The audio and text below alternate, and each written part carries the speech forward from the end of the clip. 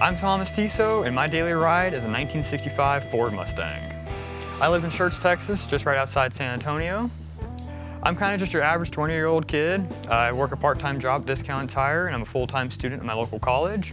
And I drive Stella probably about 50 miles a day, every day of the week. I've had Stella for about 5 years now. I bought her right when I turned 16 and been building her since. I saw her online one day, and I basically saved up the entire summer to kind of hopefully get a chance of buying her. The price the guy originally wanted was way too high, so after about a couple weeks of talking to him, I finally talked him down to $2,000. We agreed on the price, we made a deal, and I had her shipped all the way over from Georgia. She arrived with 4 flat tires, a trunk full of parts, dirt and dust all over her, and she was in pretty rough shape when I first got her.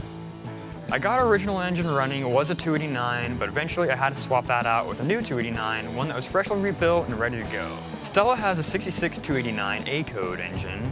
I've done basically the cam, the valves, the intake on her, a little bit of exhaust work on her as well.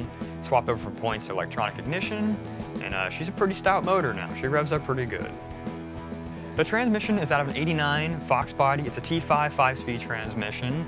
It actually swaps right into these older first-gen Mustangs. You know, same bell housing, same drive shaft, same cross member even.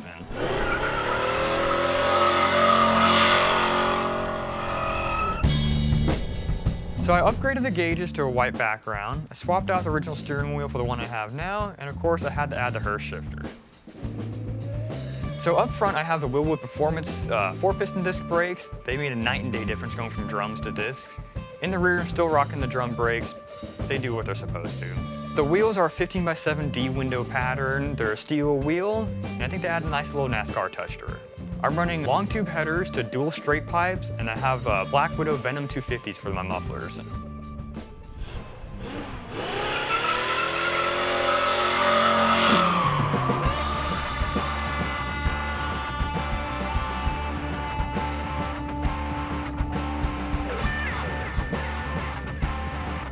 Handling is like a dream. With a Monte Carlo bar and the engine brace, she handles pretty good. I love everything about Stella. I love her imperfections and imperfections. When I drive Stella, Stella makes me feel free.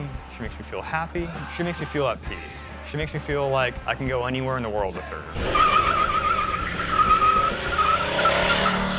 Stella has no power steering, no power brakes, no power windows, no AC, no heater. Basically, if you want air conditioning, you gotta do 60 miles an hour and roll the window down.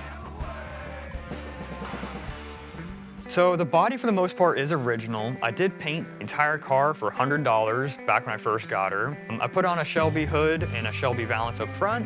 I replaced the fenders. Anything that I could bolt on, I replaced those as well. After about 5 years or so, I've invested about $15,000 into Stella. Since upgrading Stella, surprisingly, she's been dependable. She's been reliable, she gets me ready to go.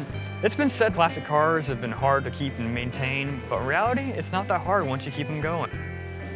I do plan on getting the quarter panel replaced out on Stella. It has seen its fair share of use, and I do plan on putting a Holley Sniper fuel injection on her. I do plan on swapping out the rear end for a 9-inch and putting disc brakes on the back as well.